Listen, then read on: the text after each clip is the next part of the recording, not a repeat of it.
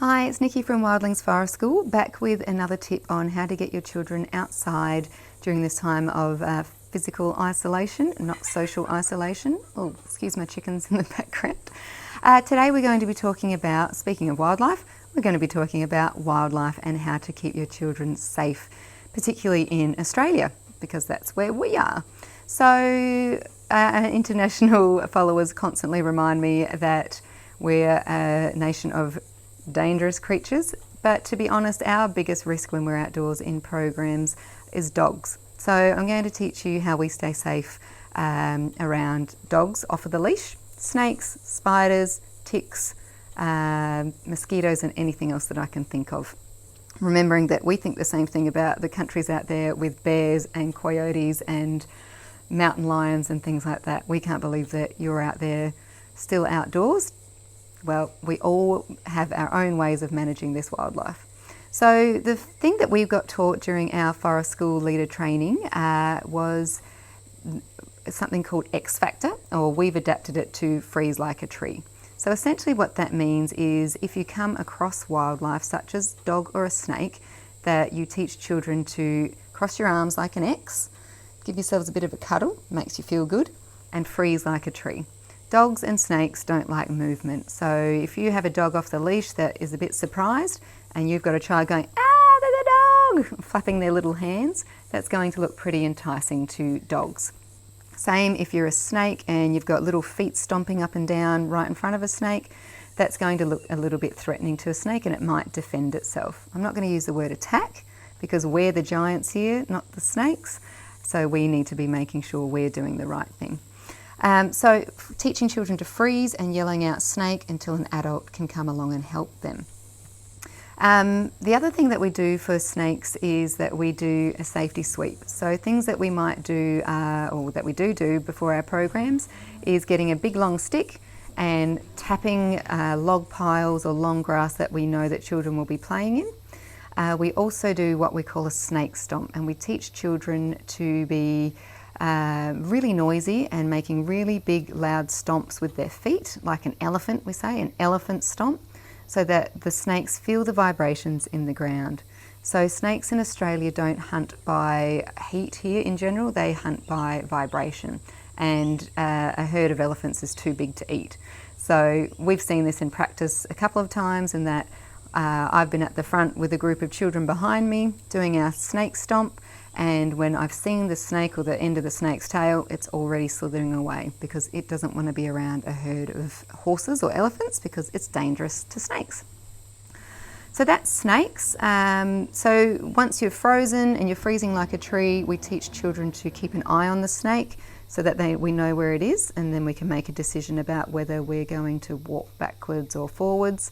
And then also if we need to call the snake catcher, whereabouts it is to go and find it. The next thing we'll talk about is spiders. We generally get children to empty out their boots if they keep their shoes and socks outside.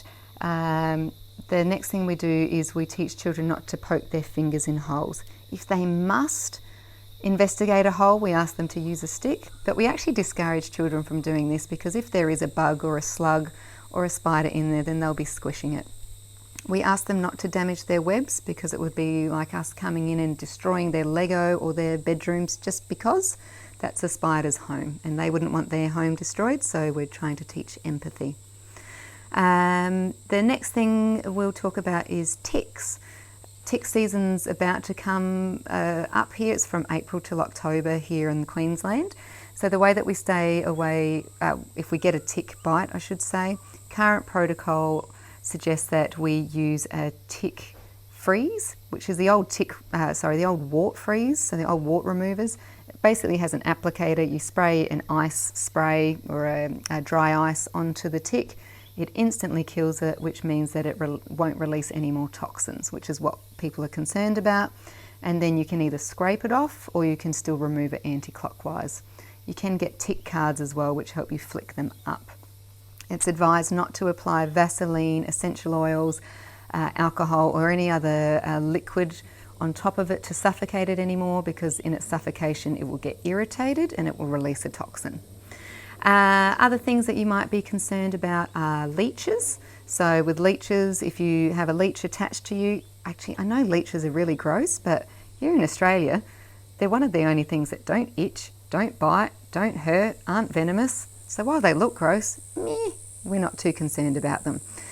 So we recommend using salt, not flame. You can use flame. We suggest sprinkling salt on top of them. Other than that, mosquitoes. Mosquitoes are the biggest killer in the world, and yet none of us are too worried about mosquitoes.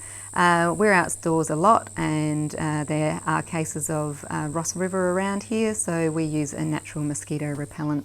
That's actually the reason we suggest children wear long pants, even in the heat in Queensland in our programs.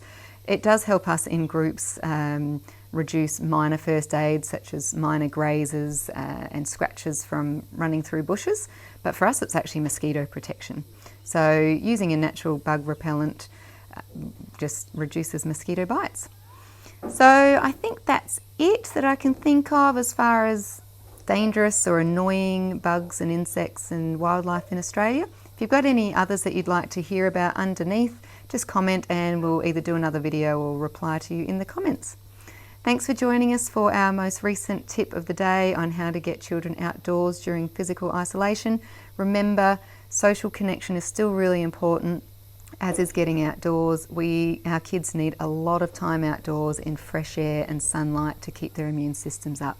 Keep their bodies moving, keep your brain sane and your relationships intact by getting them outdoors burning off those beans so they're not climbing the walls. Stay wild and we'll see you again soon. Thanks.